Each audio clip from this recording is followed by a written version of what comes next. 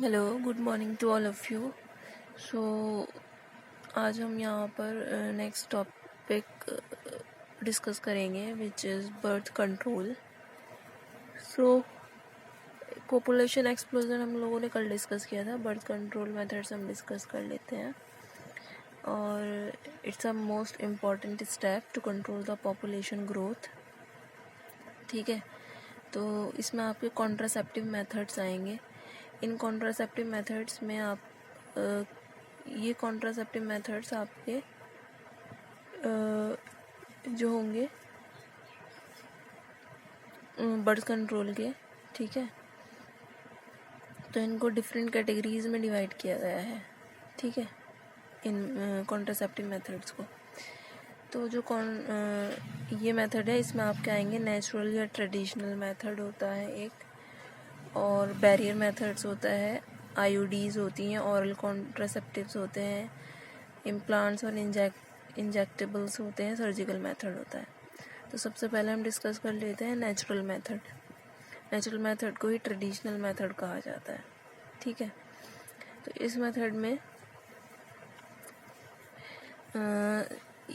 जो natural method होगा, ये मेथड आपका ओवम और स्पर्म के मीटिंग को अवॉइड हो जाए, इस प्रिंसिपल पर वर्क करता है। ठीक है, ताकि मतलब ये जो नेचुरल मेथड है किस प्रिंसिपल पर वर्क करेगा, ये आपका इस पर वर्क करेगा कि स्पर्म और ओवम की क्या ना हो, मीटिंग ना हो। तो इसके लिए क्या क्या हो सकता है, पीरियोडिक एब्स्टिनेंस हो सकती है। मतलब ये इसमें क्या होगा, इसमें जब मेंस्ट्रुअल साइकिल होती है फीमेल के अंदर, तो मेंस्ट्रुअल साइकिल के 10 to 17 डे, मतलब 10वें से 17वें दिन तक क्वाइटस की जो प्रोसेस है वो नहीं होनी चाहिए। ठीक है, जो कपल्स हैं उनको इन 2 दिन डे 10 and 17 या 10 से 17 दिन के बीच में क्वाइटस नहीं करना चाहिए। ठीक है, क्योंकि इस दौरान मतलब 10 से 17 दिन के बीच जो पूरा डेज का गैप है, इस बीच में ओव्यूलेशन पीरियड एक्सपेक्टेड होता है। ठीक है, ओवरी से ओवम जो है वो रिलीज़ होते हैं इन डेज में।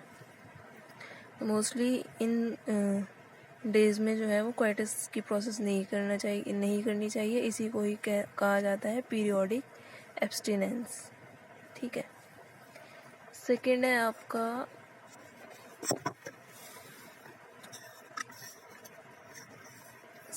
आपका coitus interrupts.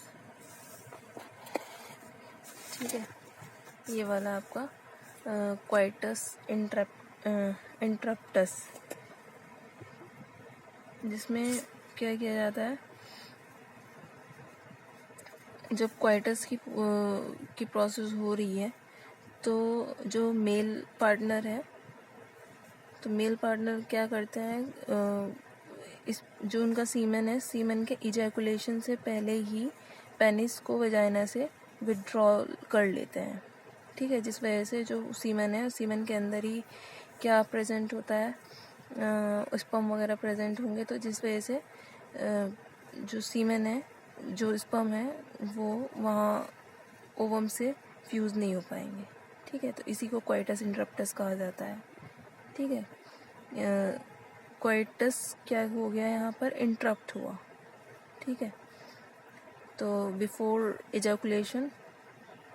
just before ejaculation, male partner withdraw his penis from the vagina। तो इस वजह से इंसेमिनेशन की प्रोसेस अवॉइड हो जाती है। ठीक है, सेकंड नेचुरल मेथड तो ये है। थर्ड क्या है, लैक्टेशनल एमेनोरिया। ठीक है, means absence of menstruation. Lactational amenorrhoea से मतलब है एब्सेंस ऑफ मेंस्ट्रुएशन। ये कब होता है lactational amenorrhea? During the period of after parturition. ठीक है, पार्चुरेशन मतलब डिलीवरी ऑफ बेबी। उसके बाद क्या होता है, पार्चुरेशन के बाद ओवुलेशन की प्रोसेस नहीं होती, ओवुलेशन नहीं होता। ठीक है, तो ओवुलेशन नहीं होगा तो क्वाइटस होने पर अगर एजैकुलेशन की प्रोसेस भी हो जाती है फ्रॉम मेल पार्टनर, तो कोई डर नहीं होगा कि प्रेगनेंसी के चांसेस बहुत कम ही होगा ही नहीं, क्योंकि ओवुलेशन की प्रोसेस नहीं होती। तो लैक्टेशनल एमेनेरिया जो है ये इस प्रिंसिपल पर वर्क कर रहा है आपका during the period of lactation after parturition.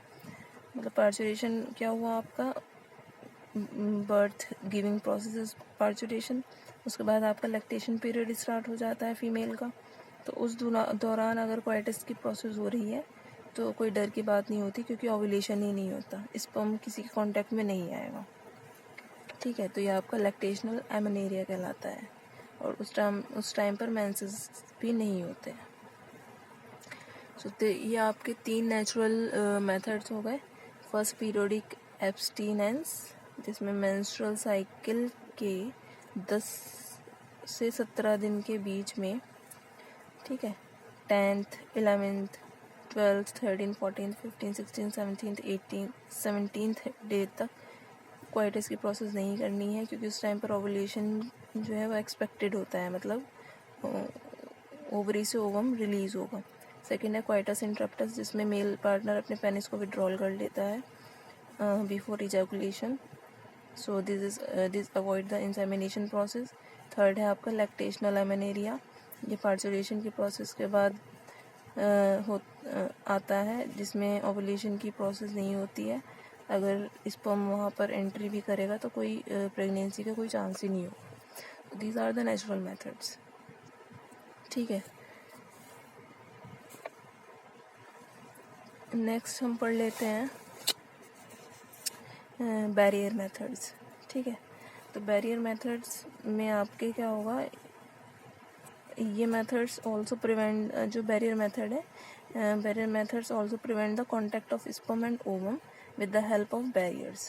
तो यहाँ क्या यूज़ किए जाएंगे, बैरियर्स यूज़ किए जाएंगे, जिस वजह से स्पर्म और ओवम का कॉन्टैक्ट नहीं हो सकता।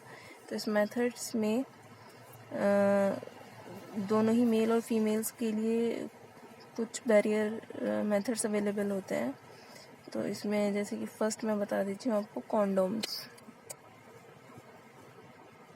ठीक है, तो फर्स्ट है आपको कॉन्डोम्स। तो it is made up of thin rubber और latex sheath which is use to cover the penis in the male और vagina and cervix in females.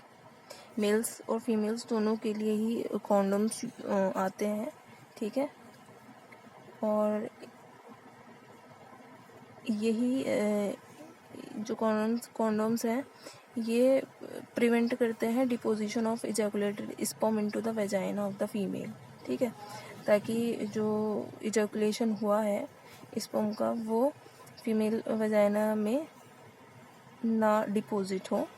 तो ठीक है, वो आपका कॉन्डोम्स हुआ, या आपका फर्स्ट बैरियर मेथड। और यहाँ आप डायग्राम भी देख सकते हैं, this is for male and this is for female. Second है डायफ्राम्स। डायफ्राम्स या सर्विकल कैप्स एंड वॉल्स। ठीक है, इन्हीं के नाम है ये, diaphragm, cervical caps and walls. तो ये भी बैरियर्स हैं which is made up of rubber, ये भी रबर के बने होते हैं, that are inserted into the female reproductive tract. ये फीमेल रिप्रोडक्टिव ट्रैक्ट में इंसर्ट कर दिया जाता है। ठीक है, to cover the cervix during the coitus, ताकि जो सर्विक्स वाला पार्ट है वो कवर हो जाए क्वाइटस के टाइम पर, and they prevent the entry of sperm through cervix, ताकि स्पर्म जो है वो सर्विक्स के थ्रू अंदर एंट्री ना कर पाए। ठीक है, तो वॉल्स या सर्विकल कैप्स आप गूगल करके देख सकते हैं, यहाँ तो डायग्राम नहीं दिया हुआ है बुक में, या मैं उसका पिक्चर आपको सेंड कर दूँगी। सो यहाँ हमने 2 बैरियर मेथड्स को डिस्कस कर लिया। First is condoms and second is diaphragms, cervical caps या फिर वॉल्ट्स ही इनको कहा जाता है। ठीक है, नेक्स्ट मेथड हम नेक्स्ट वीडियो में डिस्कस करेंगे।